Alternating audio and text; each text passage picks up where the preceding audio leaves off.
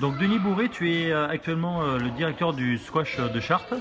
Je voulais que tu m'expliques un petit peu la façon dont s'organise l'école de squash, la formation des jeunes ici dans ce club, un des plus grands clubs de squash de France. Alors à savoir qu'aujourd'hui on est 5 personnes à pouvoir intervenir sur le terrain.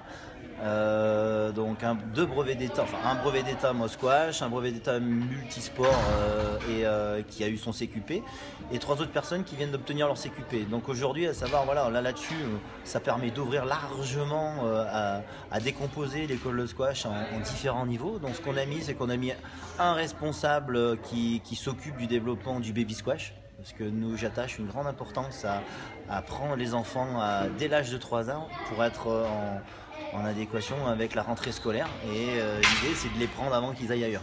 Donc ça marche énormément, ça permet d'avoir des créneaux d'école de squash de 30 à 40 minutes.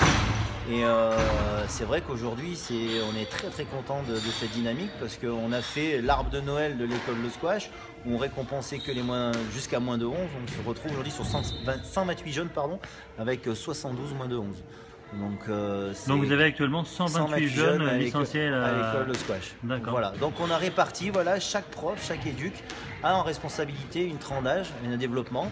Ensuite, on a décomposé en débutants, loisirs et compétition. Donc chacun, après la danse, retrouve ses tranches, ses tiroirs et développe un petit peu. Voilà. Moi, je m'occupe un petit peu du haut de la pyramide. Et puis après, on descend, on travaille à plusieurs sur chaque thème. Et puis voilà, je pense que c'est en train de se mettre en place, même s'il y a encore pas mal de choses encore à organiser. Donc c'est vrai que là, on commence à être satisfait enfin, on touche maintenant cette année une organisation qui commence à rouler un peu mieux. C'est vrai que jusqu'à présent, on prenait au fur et à mesure, comme ça venait, etc. Et donc là, pour le moment, c'est vrai que c'est satisfaisant. C'est très satisfaisant. Et est-ce qu'on peut dire que le squash de Chartres, c'est la plus grosse école de squash de France? Je sais pas si on peut le dire. Après, c'est pas forcément le titre auquel on s'attache. Voilà, c'est pas notre objectif. C'est pas notre objectif principal, mais effectivement. Voilà, on a vraiment une vision du développement et on essaye d'aller chercher partout où on peut prendre des jeunes. On travaille dans du tap, on intervient dans des écoles, on essaye de faire du mini squash à l'intérieur des préaux.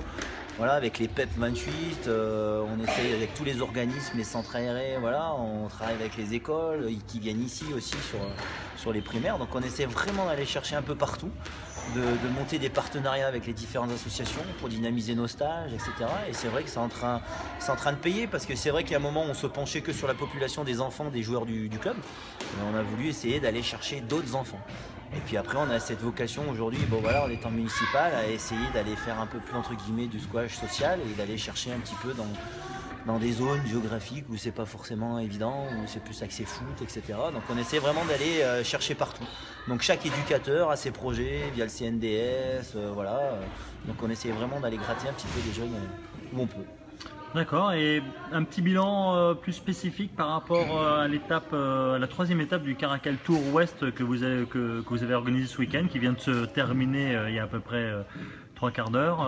Petit bilan de fin de tournoi. Bilan général, très satisfait parce qu'il y a une bonne ambiance, tout s'est bien passé.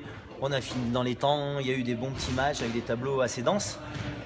Grosse satisfaction parce que on a des tableaux de tout petits, moins de 9, moins de 11 qui commencent à être un peu plus denses avec des défis surtout qui commencent à arriver, ça c'est positif. Le bémol c'est effectivement les moins de 17 ans où on perd un petit peu en nombre, en densité, c'est des tableaux qui sont creux, donc c'est dommage. Il faut peut-être réfléchir à savoir comment garder ces jeunes sur les Open jeunes.